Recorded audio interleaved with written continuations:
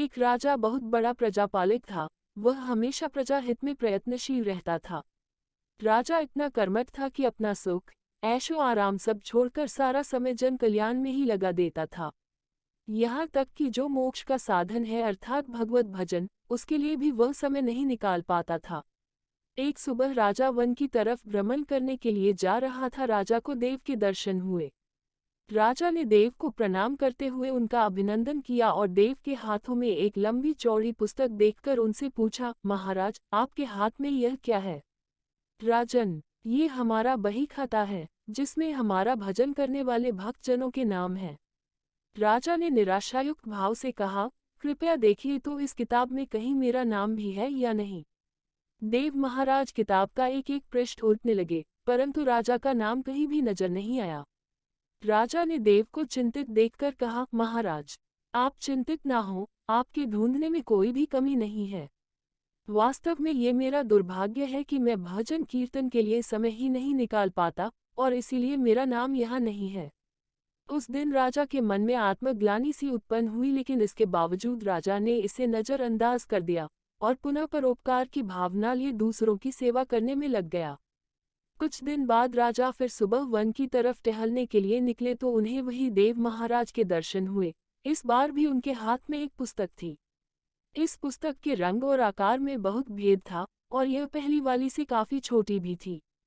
राजा ने फिर उन्हें प्रणाम करते हुए पूछा, महाराज, आज कौन सा बहीखाता आपने हाथों में लिया हुआ है?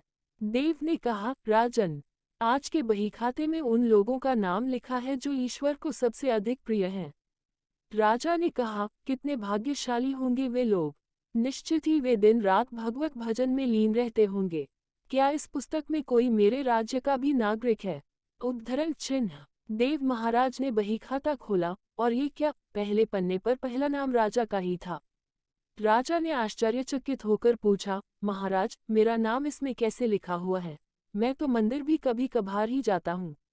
देव ने कहा, राजन, इसमें आश्चर्य की क्या बात है?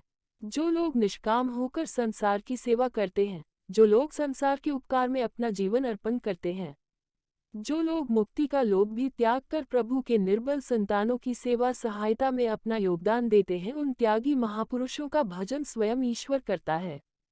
ऐ राजन, कि तुम मत पछता कि तुम पूजा पाठ नहीं करते, लोगों की सेवा कर तुम वास्तव में भगवान की ही पूजा करते हो। परोपकार और निस्वार्थ लोक सेवा किसी भी उपासना से बढ़कर है। देव ने वेदों का उदाहरण देते हुए कहा, कुर्वन्यवे कर्माणि जिजीविषेच्छ समाहेवान्त्वापनान्यतो अस्तीव कर्म लिप्यते नरे। अर्थात, कर्म करते हुए 100 वर्ष जीने की इच्छा करो तो कर्मबंधन में लिप्त हो जाओगे। राजन, भगवान दीनदयालु हैं, उन्हें खुशामद नहीं भाती बल्कि आचरण भाता है। सच्ची भक्ति तो यही है कि परोपकार करो, दीन दुखियों का हित साधन करो। अनाथ, विधवा, किसान व निर्धन आज अत्याचारियों से सताए जा रहे हैं, इनकी यथाशक्ति सहायता और सेवा करो, और यही परम भक्ति है।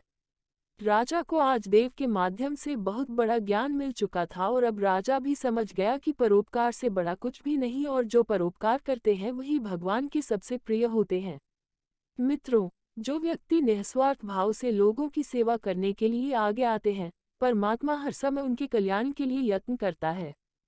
हमारे पूर्वजों ने कहा भी है, परोपकाराय पुण्याय भवति, अर्थात दूसरों के लिए जीना, दूसरों की सेवा को ही पूजा समझकर कर्म करना, परोपकार के लिए अपने जीवन को सार्थक बनाना ही सबसे बड़ा पुण्य है। और जब आप भी ऐसा करेंगे तो स्वतः ही आप वह ईश्वर के प्रिय भक्तों में शामिल हो जाएंगे।